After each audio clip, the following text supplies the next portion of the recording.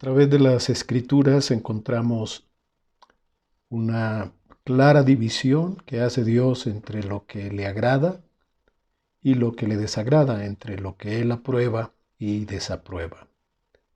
Es como un hilo que corre desde el principio hasta el final, haciendo una clara separación entre lo santo y lo profano. Y solamente los hijos de Dios pueden entender esa línea y mantenerse dentro de los parámetros que Dios desea para cada uno de nosotros.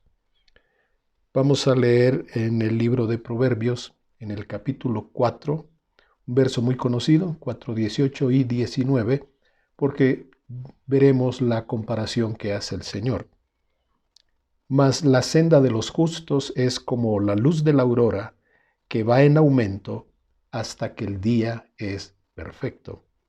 El camino de los impíos es como la oscuridad, no saben en qué tropiezan. Vemos cómo la Escritura hace una distinción entre aquel que Dios considera justo y el que se ha apartado del Señor y vive una vida fuera de la voluntad de Dios. Aclaramos que no es por nuestra propia justicia. Nadie es justo por sí mismo, sino por la obra que Cristo hizo en la cruz del Calvario, que al creerla nos justifica de todo pecado. El Señor hizo una obra tan perfecta como para declararnos justos, justificados por el creer en Él, por lo que Él hizo en la cruz del Calvario y por la resurrección de entre los muertos. A través de las Escrituras vamos a encontrar, y en toda la creación hay una constante que hace Dios. Dios ha dado un testimonio permanente de su amor y de su buena voluntad. Y juntamente con el testimonio de Dios, Dios ha hecho algo más, porque se puede ver de todas las formas y maneras posibles que Dios ha tenido un interés permanente por enseñarnos sus caminos a nosotros. Hoy lo vamos a ver. Algunas personas dirán, bueno, pues yo no veo, yo no entiendo, y precisamente ese es el problema de los seres humanos. Tenemos ojos, pero no alcanzamos a ver todo lo que Dios tiene para nosotros. Hay un testimonio en la naturaleza y lo encontramos en el libro de Job. Job refiere y dice, y en efecto, capítulo 12, versículo 7, pregunta ahora a las bestias y ellas te enseñarán, a las aves de los cielos y ellas te mostrarán, o habla a la tierra y ella te enseñará. Los peces del mar te lo declararán también. Está mencionando las bestias del campo, las aves de los cielos, la tierra y los peces del mar. El hombre tiene tan torcido su entendimiento, su razón, que hoy considera a la tierra como una madre, abraza los árboles y no entiende el mensaje que Dios ha dejado en la naturaleza para mostrarnos su gloria, su poder, su eternidad. Sigue diciendo el versículo 9, capítulo 12 de Job, ¿qué cosa de todas estas no entiende que la mano de Jehová la hizo? Hay una comprensión en este universo, hay un entendimiento que hay un Dios y que todo obedece a los principios, a los diseños y los propósitos que Dios dispuso para el hombre y para el medio en que Dios nos dejó este mundo. El versículo 10 dice, en su mano está el alma de todo viviente y el hálito de todo el género humano. Una declaración tan sencilla y tan veraz. Nuestra vida está en las manos del Señor. Él es el que sustenta nuestros días. Quizá nosotros pensamos que nos cuidamos, que tomamos buenas medidas de salud ahora, de buena sana distancia, y que tenemos una dieta adecuada lo mejor posible. Sin embargo, el alma de todo ser viviente está en su mano. Él es el que sustenta nuestros días, nuestra vida y todo el universo el cual nosotros vemos. Así que Job nos refiere que están las bestias, las aves, la tierra y aún los peces. Cuando el hombre observa la naturaleza, percibe, se da cuenta que en todo hay un diseño y un propósito. Hay orden, diseño, propósito. Y eso obedece definitivamente, como nosotros lo podemos reconocer, a la mano del Señor, al diseñador y al creador de toda la riqueza que nosotros tenemos en este mundo.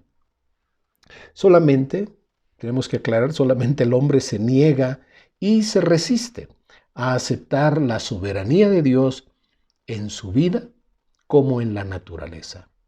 Hay un gobierno de Dios que se ejerce en el corazón de aquellos que lo han recibido y lo han aceptado, y es donde nosotros queremos estar. Fuimos trasladados del reino de las tinieblas al reino de su amado Hijo, donde Él, Jesús, nosotros lo confesamos como Señor y Salvador. Consideremos otro testimonio en el libro de Romanos capítulo 1, versículo 18 al 20. Dice: porque la ira de Dios se revela desde el cielo contra toda impiedad e injusticia de los hombres que detienen con injusticia la verdad. Porque lo que de Dios se conoce les es manifiesto, pues Dios se lo manifestó. Porque las cosas invisibles de Él, su eterno poder y deidad. Aquí nos señala dos atributos, dos cualidades que tiene Dios: su eterno poder y su divinidad. Y nos dice el texto, se hacen claramente visibles desde la creación del mundo. La obra del Creador habla de que existe alguien con una inteligencia superior que diseñó todas las cosas, que le dio el orden, la configuración y el propósito a cada detalle de este universo. Siendo entendidas, o sea que la creación, como ya lo vimos en Job, cuando la consideramos nos debe llevar a una reflexión, a un entendimiento. Si realmente pensamos, si realmente utilizamos la mente de una manera creativa, con humildad delante de Dios, nos vamos a dar cuenta, como dice el texto, se hacen claramente visibles desde la creación del mundo, siendo entendidas por medio de las cosas hechas, de modo que no tienen excusa. Nos pone entonces en una posición donde nosotros no podemos justificar nuestra ignorancia o nuestro descuido o nuestra falta de atención, porque ya Dios ha dado a través de la naturaleza y en todos los procesos de nuestra vida, Dios ha dado los elementos de un testimonio y de una enseñanza constante. Entonces consideremos a Dios como nuestro maestro. Pensemos que Dios es el que toma la rienda de nuestra vida y como un buen padre nos quiere enseñar. Esta está en las Escrituras, esta idea está a través de todas las Escrituras, pero señalemos como testimonio de las Escrituras en el Salmo 25, 3 versículos. Y es bueno razonar, pensar cómo todas las personas están incluidas en este proceso donde Dios está tratando de llamar nuestra atención y de enseñarnos su camino. El versículo 8 del Salmo 25 dice: bueno y recto es Jehová. Por tanto, Él enseñará a los pecadores el camino. De alguna manera, Dios se las ingenia para hablar al corazón de las personas. Aún en la noche, antes del sueño, las personas pueden hacer reflexión de su día, de su vida, de sus problemas, y son momentos en que el Espíritu de Dios puede hablar a nuestros corazones, especialmente cuando tenemos una relación personal, directa, íntima con el Señor. El versículo 9 dice: encaminará a los humildes por el juicio y enseñará a los mansos su carrera.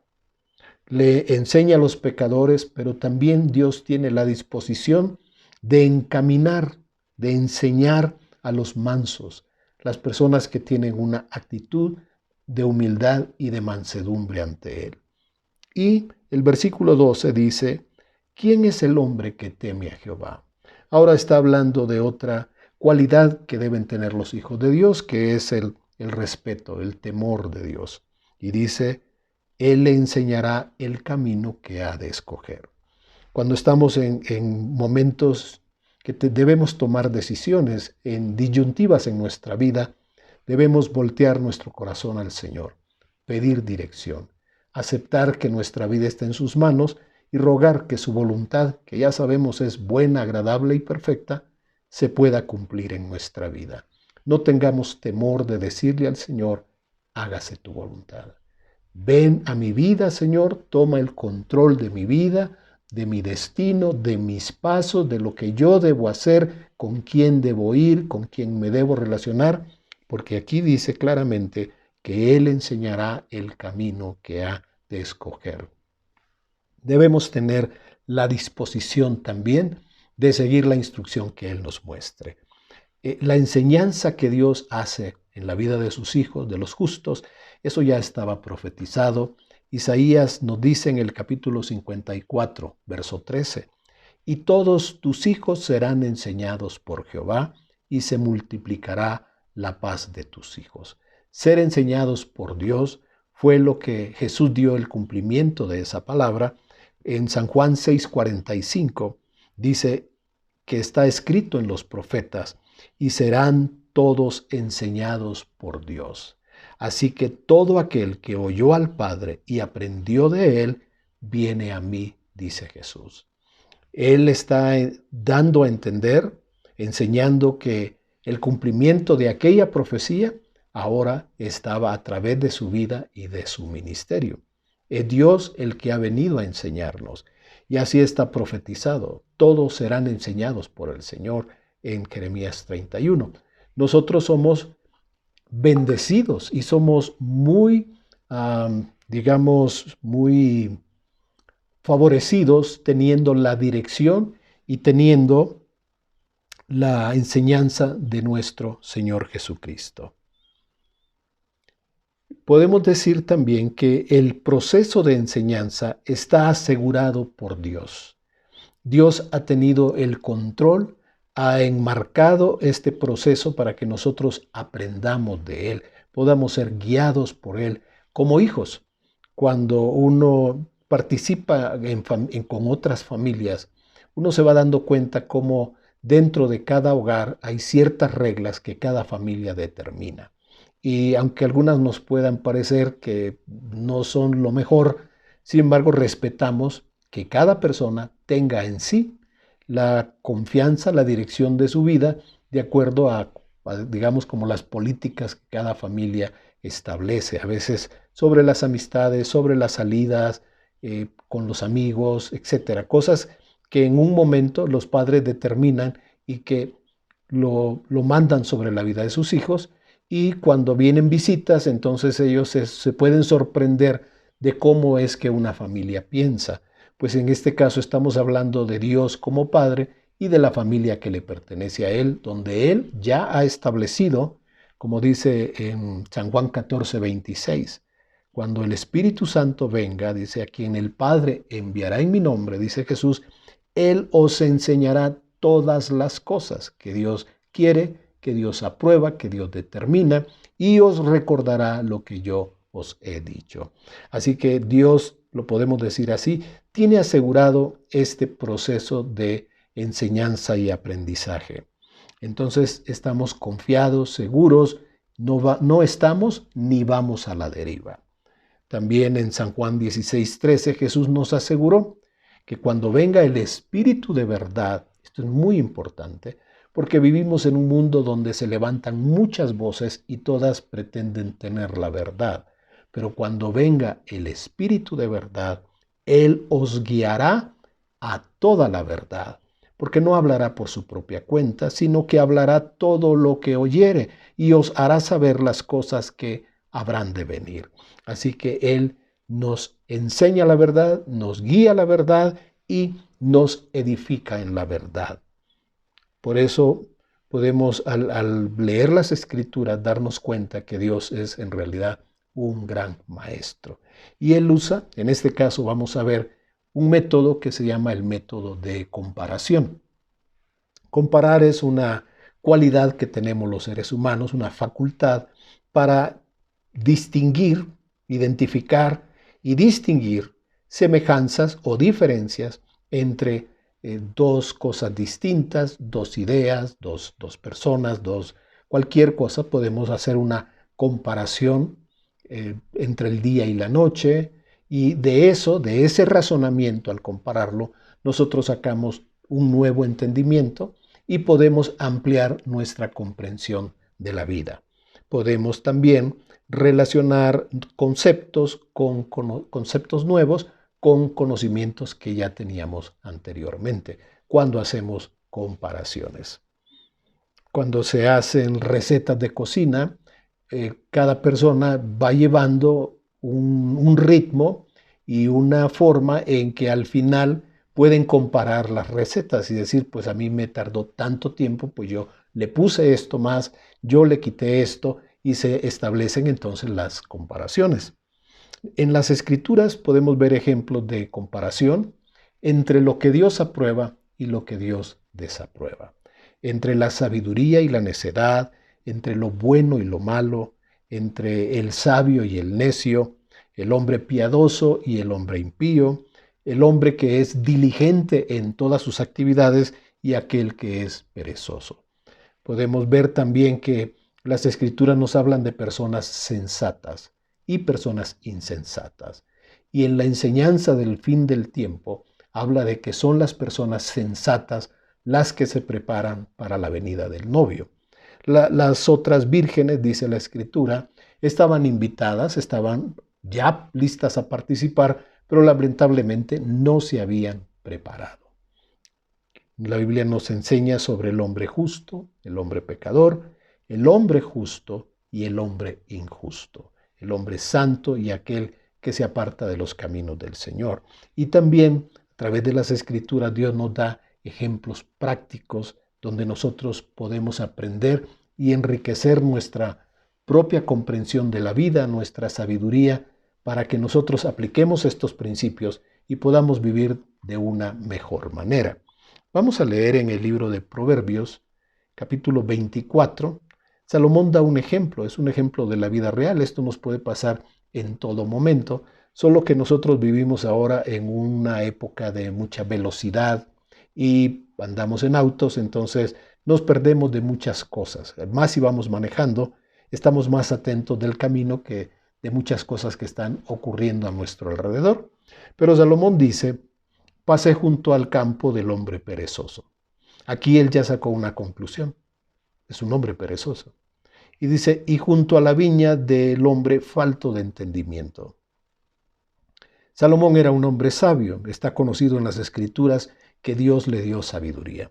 Y cuando él va por el camino, él ya descubrió que hay personas que tienen ciertos defectos. Y uno habla de la pereza y el otro falto de entendimiento. Dice, y he aquí que por toda ella habían crecido los espinos. Ortigas habían ya cubierto su faz y su cerca de piedra estaba ya destruida. Una condición lamentable, pero esto lo hace a él reflexionar, lo hace pensar, tomar aquella circunstancia y unir puntos, hacer una comprensión de ese panorama, de ese paisaje que él está viendo. Por eso es que él sacó conclusiones, pero dice él, miré y lo puse en mi corazón. Lo vi y tomé consejo. Ahora nosotros podemos salir a carretera y vemos muchas cosas, vemos campos abandonados, pero no sacamos conclusiones de eso.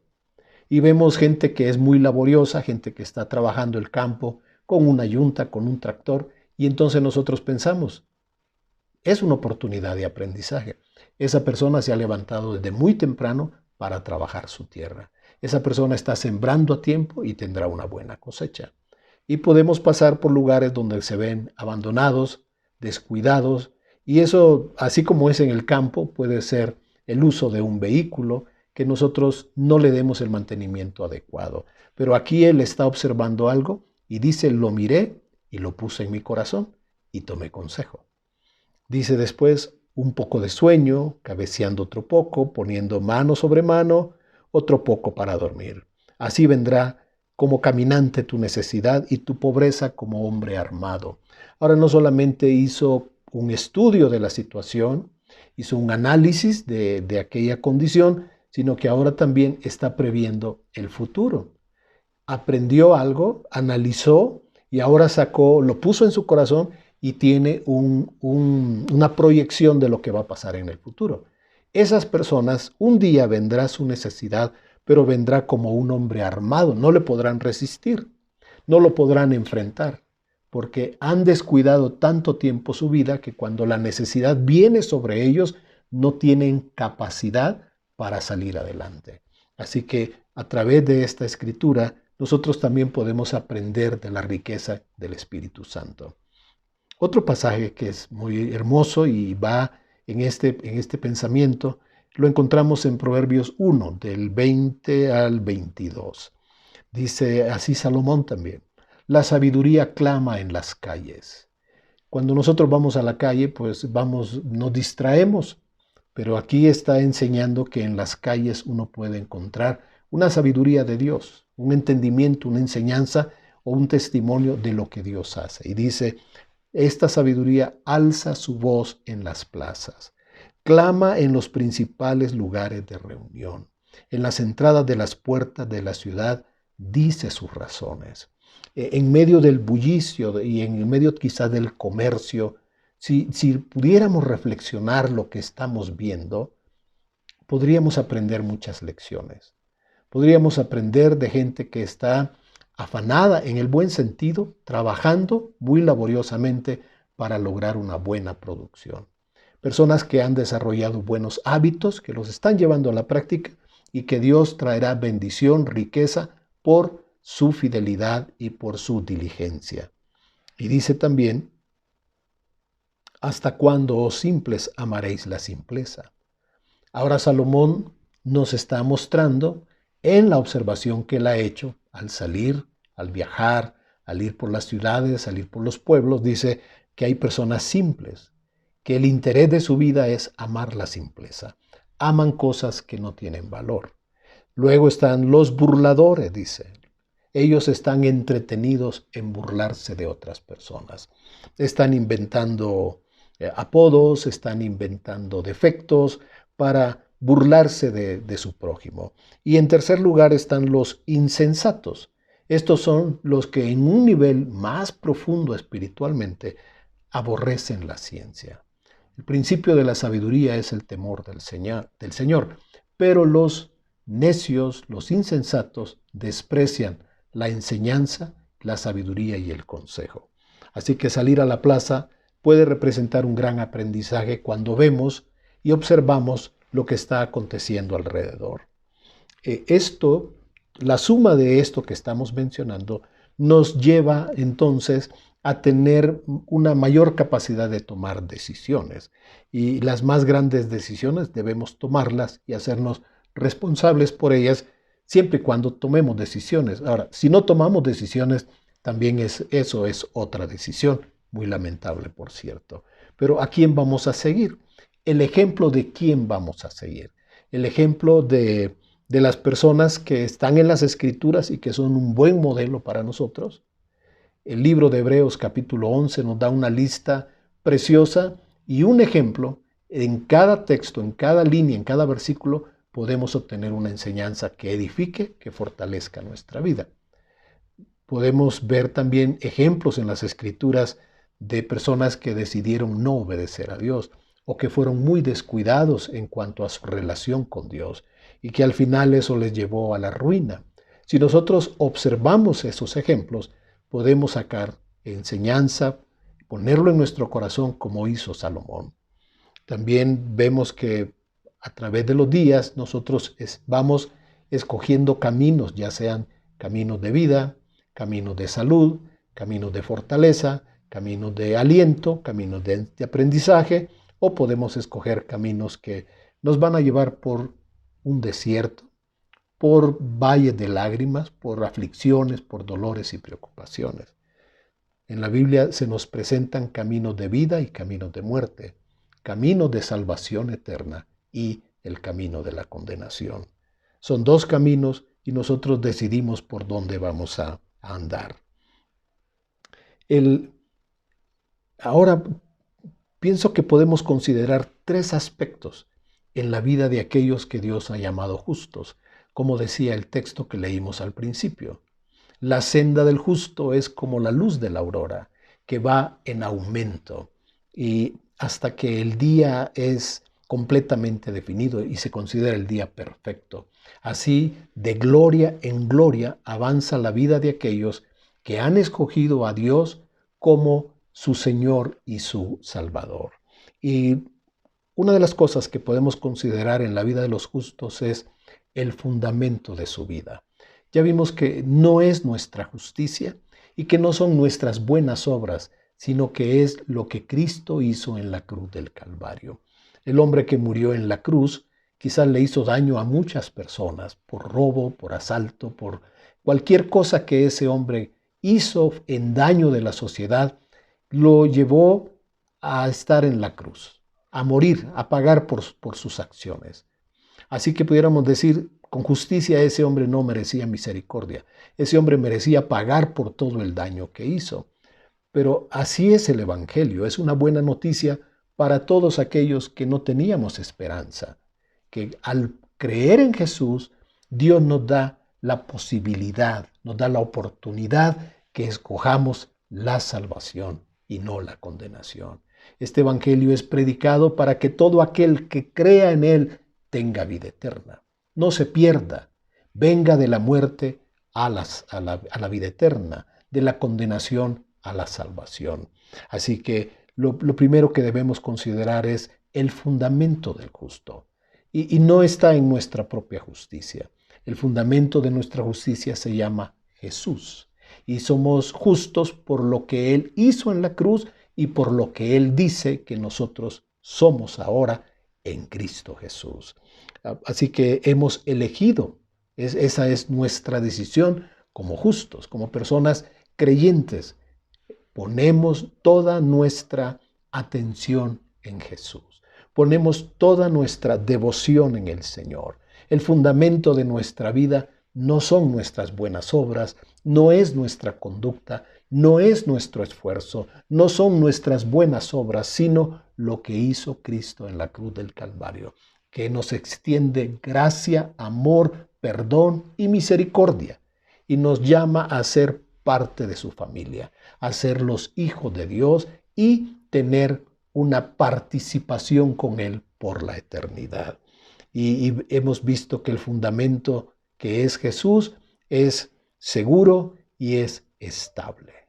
No hay otro fundamento como Él, aparte es resistente, ha resistido más de 2000 años y sigue siendo el Señor de señores y el Rey de reyes. Porque algo más que solo Él puede tener es que es un fundamento eterno. Así que pensar en otra clase de fundamento, pensar que haya un hombre que sea la cabeza de la iglesia, o pensar que haya cierta doctrina que sea la única que nos puede salvar, estaríamos muy equivocados. Pensar en otra clase de fundamento sería un grave error. Solamente Jesús, con su muerte y resurrección, vino a ser la cabeza de la iglesia y el fundamento de este edificio nuevo.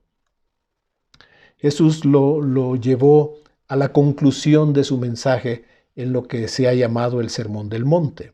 Al final, después de haber hablado, y está señalado en los capítulos 5, 6 y 7, pues llegando al final del 7, dice el Señor, así concluyó su mensaje.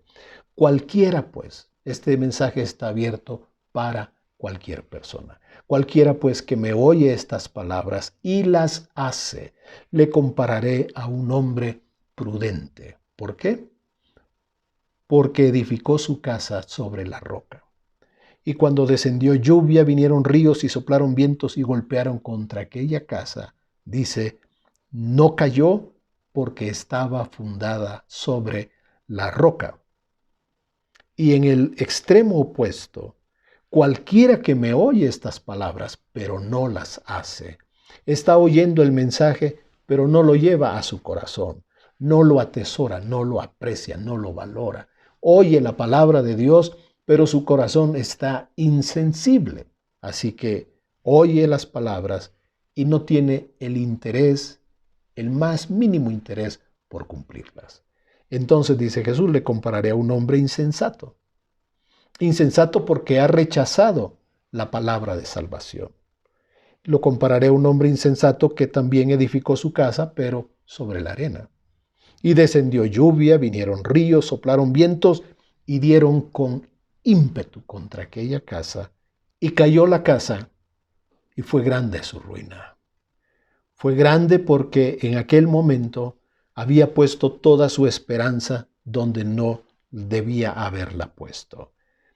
Poner nuestra vida en un fundamento que, como el dinero, como el placer, como la vida alegre, como el desenfreno, como la droga, son caminos de muerte. Yo anhelo y oro que todos aquellos que comparten la palabra de Dios y hoy a través de este mensaje tengamos claridad en la mente y el corazón para afianzar nuestra vida, para establecernos en el fundamento que es eterno, nuestro Señor Jesucristo. En la vida de los justos ahora surge un estilo de vida. ¿Cómo podemos vivir nosotros?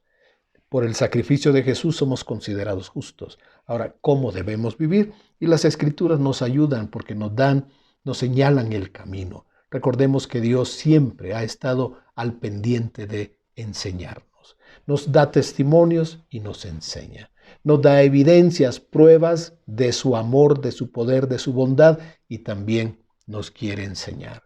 Y enseñar para que aprendamos. No es que Dios quiere darnos información que luego por ahí la almacenamos y luego la olvidamos. La enseñanza que nos da Dios es para transformar nuestra vida.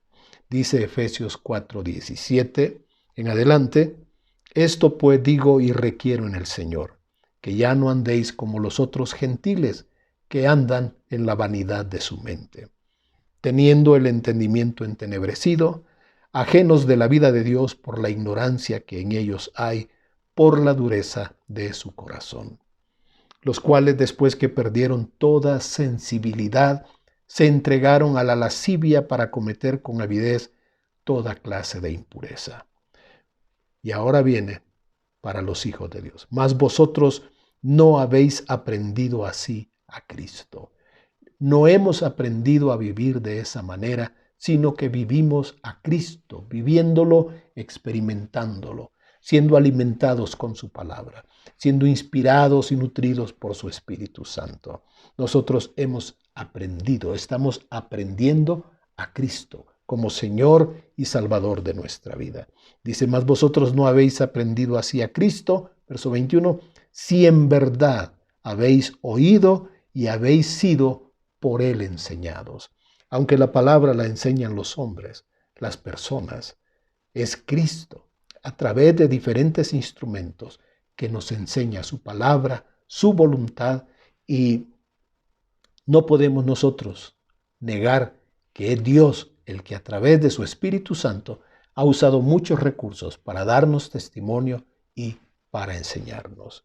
Si en verdad le habéis oído y habéis sido por Él enseñados conforme a la verdad que está en Jesús, así que Él nos instruye, nos enseña de acuerdo a su verdad, por el Espíritu de verdad y por la palabra que es verdad. El verso 22 sigue diciendo, en cuanto a la pasada manera de vivir, despojaos del viejo hombre. Ahora son indicaciones que nosotros debemos tomar para nuestra vida. Despojaos del viejo hombre, que está viciado conforme a los deseos engañosos, y renovaos en el espíritu de nuestra mente. Nosotros tenemos que renovar nuestra vida. Dios nos ha dado toda la palabra, toda la enseñanza, pero nosotros somos responsables de renovar nuestra mente y nuestros pensamientos. Y vestíos del nuevo hombre, creado según Dios, en la justicia y santidad de la verdad. Aquí se señalan dos atributos que tiene la verdad cuando la verdad es de Dios. En este mundo, dice, cada quien tiene su propia verdad. En el mundo cada uno tiene su propia verdad. Es un dicho de las tinieblas, lamentablemente. Hay una verdad, se llama Jesús. Hay una verdad revelada a través de su palabra. Los que quieren la luz y la verdad vendrán a las Escrituras y en sus corazones el Espíritu Santo les dará testimonio de la verdad que viene de Dios. El tercer aspecto que vamos a considerar son las consecuencias que hay tenemos a Cristo como el fundamento de nuestra vida. Ajustamos nuestra vida a la palabra de Dios. Dejamos cosas que el Señor nos pide que dejemos. Hacemos cosas que Él quiere que nosotros hagamos. Y cuando fundamentamos nuestra vida y la establecemos bajo la dirección de su palabra, con toda seguridad, eso tendrá sus consecuencias. Dejar la palabra, olvidar la palabra, también tiene consecuencias. Y muchas veces estamos tan ciegos, tan endurecidos en nuestro corazón, en nuestra necedad. Tenemos como un afán a hacer nuestra voluntad. Queremos ser felices a nuestra manera. Nos rodeamos de ciertos elementos y los ponemos como fundamento. A veces una amistad, a veces una relación, a veces la ilusión de un sentimiento, y pensamos que a través de eso estaremos seguros en la vida, y lamentablemente eso puede venir al fracaso. Es algo muy frágil, con mucha facilidad puede llevar nuestra vida al dolor, al sufrimiento, a las lágrimas, y después decimos, ¿por qué Dios lo permitió? Si Dios me ama, si yo le he pedido tanto a Dios, ¿por qué Dios no me lo quitó a tiempo? ¿Por qué Dios me hizo que yo entregara mi corazón o pusiera mi vida, pusiera mi dinero en esta clase de negocio? Sí me avisaron que era una trampa, que era un engaño, pero yo lo quería hacer y yo sentí de Dios que era hacerlo. Pues a veces las personas solamente estamos ideando formas de hacer nuestra propia voluntad. Y en ese camino, por supuesto, que vamos a encontrar dolor, lágrimas y sufrimiento. Pero, ¿cuáles son las consecuencias? Porque la verdad es que somos inexcusables. Ya vimos que Dios le enseña a los pecadores. Ya vimos que Dios nos ha dejado su palabra. Envió a su Hijo. Jesús vino y enseñó. Y si Él no hubiera venido, no tendríamos pecado. Pero Él vino. Y Él vino a traer el consejo de Dios, la voluntad de Dios. Encarnó la palabra para enseñarnos el camino de la salvación.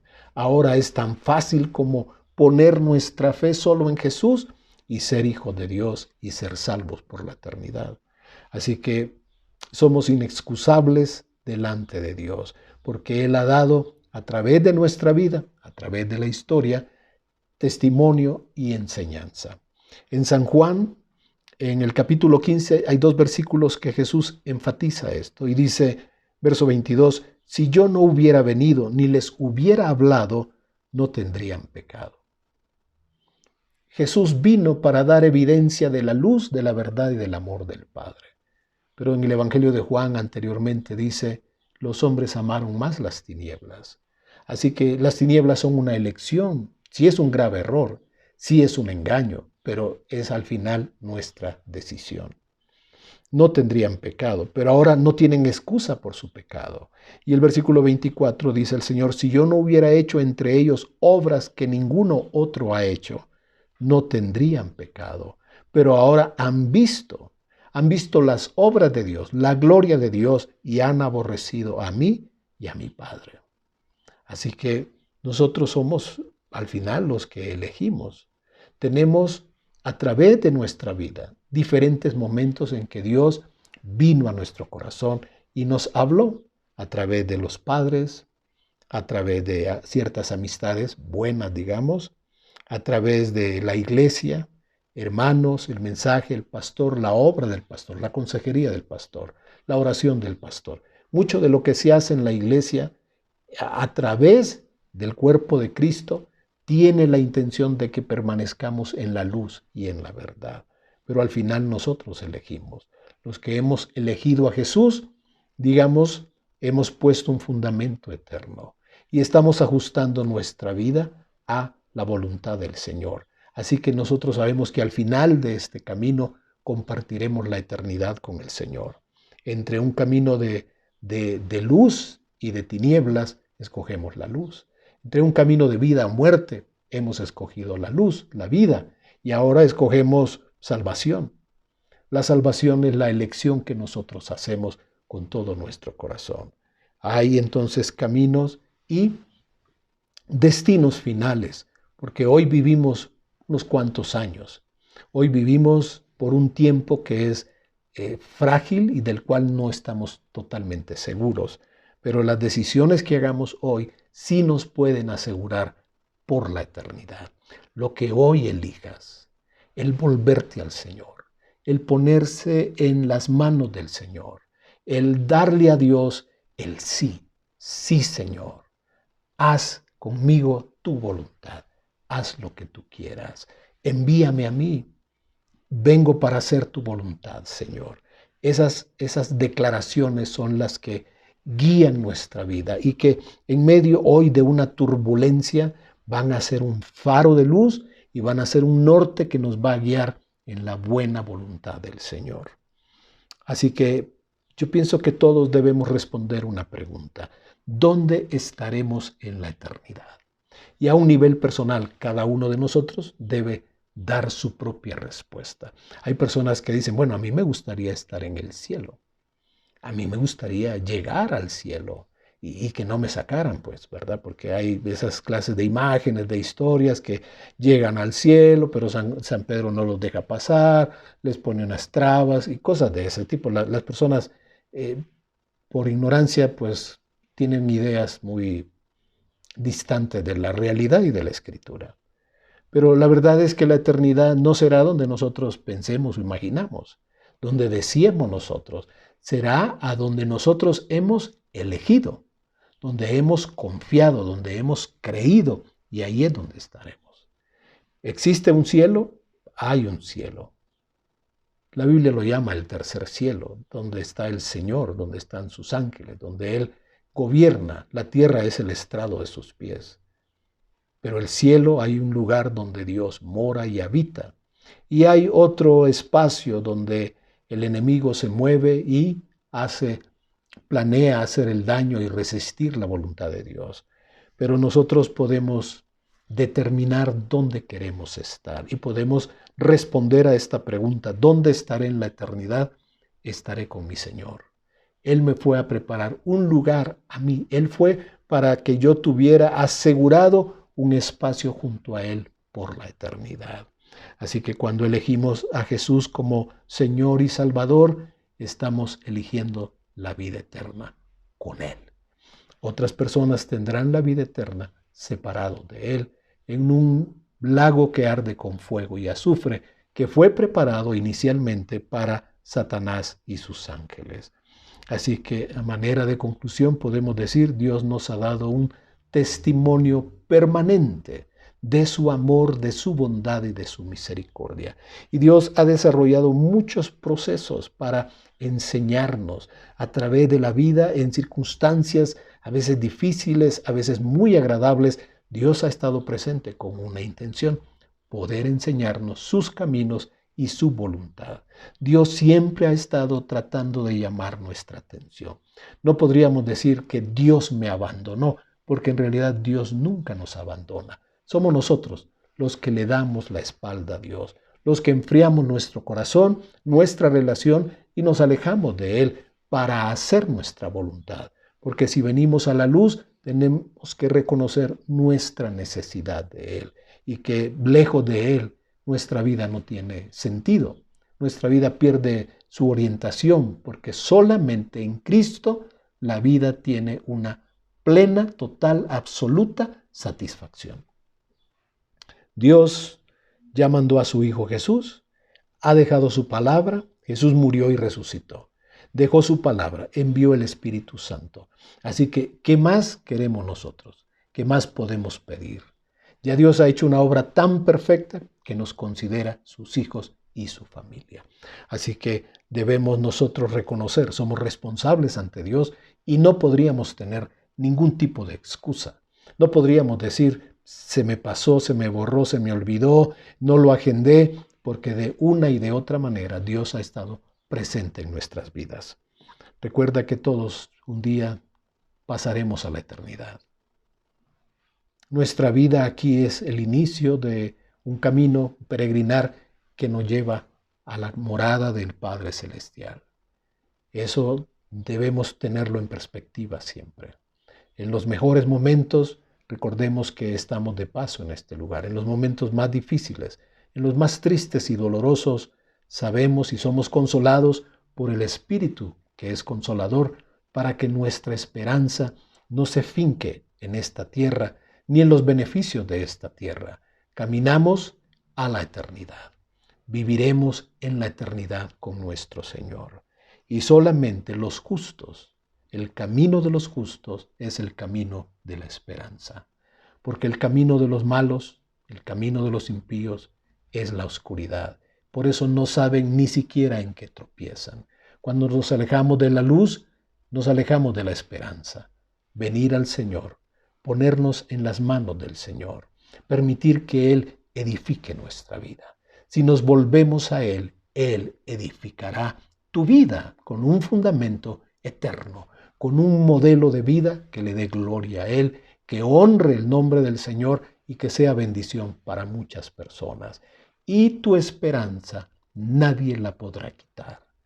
Tu esperanza estará permanecer con el Señor para siempre, por los siglos de los siglos. Disfrutar la presencia de nuestro Señor, y amarle y adorarle por la eternidad. No es un lavado cerebral. Esto no es la imagen religiosa a la que nos aferramos para tener un poquito de esperanza en un mundo tan terrible. No. Esta es la esperanza que sustenta nuestros corazones.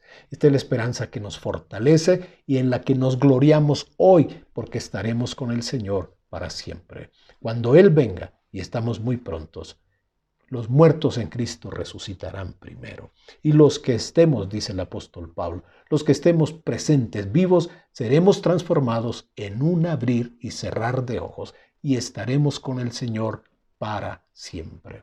Te invito a afirmar tu corazón en la voluntad del Señor, a afirmar tu vida en esta esperanza, porque dice Juan, primera de Juan 3:3, todo aquel que tiene esta esperanza hace algo, se purifica a sí mismo. No permite que su vida transcurra contaminado con el mundo. Lo que hace es que se purifica. En pensamiento, en palabra, en acción, se purifica así como Él es puro. Así que como justos, justificados por la fe, tenemos paz para con Dios, también ocupémonos en nuestra salvación. Y te invitaría a recordar que en otra versión, la vida de los hombres buenos, de los justos, brilla como la luz de la mañana, dice la Biblia en lenguaje sencillo. Brilla y va siendo más y más brillante hasta que alcanza todo su esplendor. La vida de los malvados es todo lo contrario, es como una gran oscuridad donde no saben ni en qué tropiezan. Me gustaría orar y unir nuestro corazón, ponernos de acuerdo. Tú que estás viendo este mensaje no es una casualidad y lo que estás escuchando tampoco es una casualidad. No son palabras para halagarte, no son palabras como una terapia para animarte. Es una palabra que te quiere llevar a la reflexión, al entendimiento que hay una esperanza mayor a la cual aspiramos, que hay un sacrificio hecho antes por nosotros para que esa esperanza se cumpliera en nuestra vida. Hay una inversión de Dios con un gran sacrificio, con mucho dolor, sufrimiento, muerte, para que nosotros pudiéramos ser salvos. Y ese testimonio de Dios y esa enseñanza quizás no la hemos visto, pero no porque Dios no haya hecho evidente su obra, sino porque nosotros no hemos tenido el corazón para verla. Y quisiera orar primero reconociendo que tú nos has hablado de muchas maneras. Tú nos has dado testimonio, Señor, de tu amor, de tu bondad, de tu misericordia, de tu perdón. Tú nos has hablado de muchas maneras para llevar nuestra vida a salvación. Perdona que no hemos tenido ojos para ver, ni oídos para oír, y que hemos estado distraídos en este mundo, pasando por alto tu palabra, Señor. Pido que nos des ojos para verte a ti, para ver tu obra. Danos un corazón entendido en tu voluntad. Danos, Padre, un corazón entendido en tu voluntad. Esa voluntad que hemos oído por años, esa voluntad que medio sabemos que sea el motor de nuestra vida. que sea el alimento de nuestras almas. Mi comida, dice el Señor, es hacer la voluntad de mi Padre. Y que nosotros también tengamos esta disposición para Él, hacer tu voluntad. Tener ojos para ti, Señor, oídos abiertos a tu voz y tener un corazón entendido de que las circunstancias en las que nuestra vida se desenvuelve están encuadradas dentro de tu voluntad, donde tú estás dando testimonio y evidencia de tu plan perfecto y de tu propósito de bendecir y cumplir aquello que has empezado en nuestras vidas. Oro en el nombre de Jesús que la bendición del Señor, el cuidado, la ternura del Señor sea en tu vida y en tu familia. Deseo de todo corazón que el Señor te bendiga y te establezca como una persona justa, un hombre justo y una mujer justa, no por nuestra justicia, por la obra de Cristo, fundamentados en el fundamento eterno, viviendo un estilo de vida que es de luz y de inspiración para el mundo y viviendo con la certeza y la seguridad que esta esperanza es eterna y que nosotros hemos venido a aferrarnos a esa seguridad y por eso enfrentamos cualquier dificultad en este momento de la vida. Que la bendición y el favor del Señor esté en tu casa, en tu vida, con tu familia, con todo lo que tú eres y todo lo que tú tienes. En el nombre de Jesús. Amén. Muchas bendiciones.